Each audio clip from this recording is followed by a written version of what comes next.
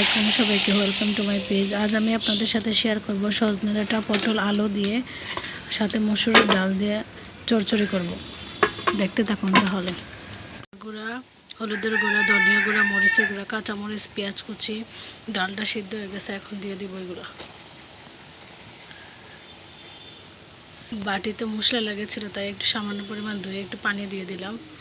দিয়ে ডালটাকে ভালোভাবে নেড়ে চেড়ে নেব।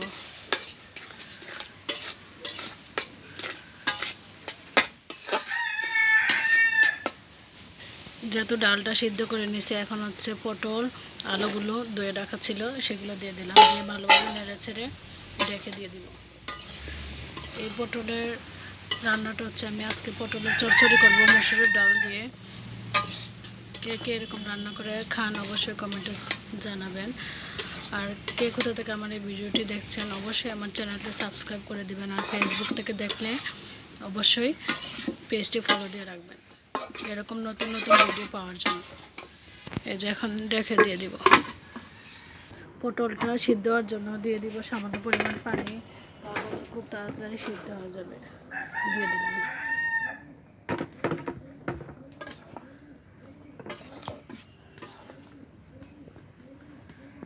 আবার আমি হচ্ছে 8 থেকে 10 মিনিটের জন্য রেখে দিয়ে দেব। সাজনাগুলো আগে থেকে সিদ্ধ করা ছিল তাই পানি দেওয়ার পরে দিয়ে দিলাম, বেশি গলবে না।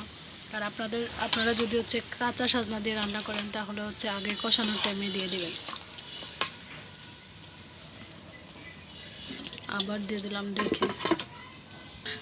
ঢাকনা তুলে তরকারির কি অবস্থা চেক করব।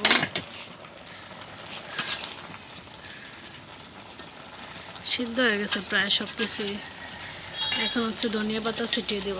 তরকারিতে ধনিয়া পাতা দিলে তরকারির স্বাদটা হচ্ছে দ্বিগুণ হয়ে যায়। আর ধনিয়া পাতা অনেকে আছে পছন্দ করে না, আমি বুঝি না তারা কেন ধনিয়া পাতা পছন্দ করে না। ধনিয়া পাতার যে একটা সেন্ট আমার কাছে অনেক ভালোই লাগে।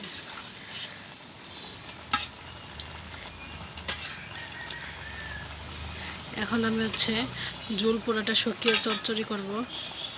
শুকানো অবধি অপেক্ষা করব, ডেকে আর দিব না। আগুনের জালটা বাড়িয়ে দিব। মাটির চুলা রান্না খেতে সুস্বাদু হবে। হয়তো একটু কষ্ট বেশি, কিন্তু আগুন ধরে গেলে অতটা কষ্ট না। দাও দাও গ্যাসের চুলা থেকেও বেশি ভালোভাবে রান্না হয়। চচ্চড়িটা প্রায় শেষের দিকে হয়ে আসছে, আরও হচ্ছে 3-4 মিনিট পরে নামিয়ে নিব। পাশে হচ্ছে মুরগির ঘর, তাই মুরগির সাউন্ড পাবেন।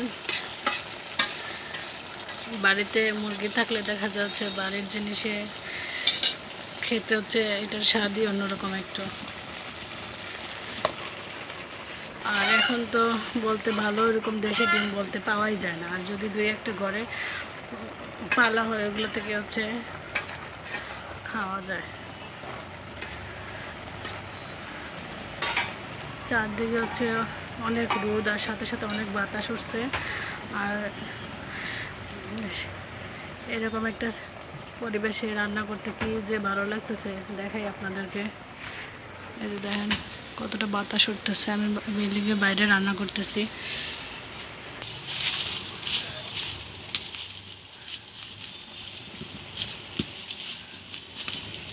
এই যে রান্নাটা প্রায় হয়ে গেছে আমার, দেখেন কতটা দেখতে ভালো হয়েছে।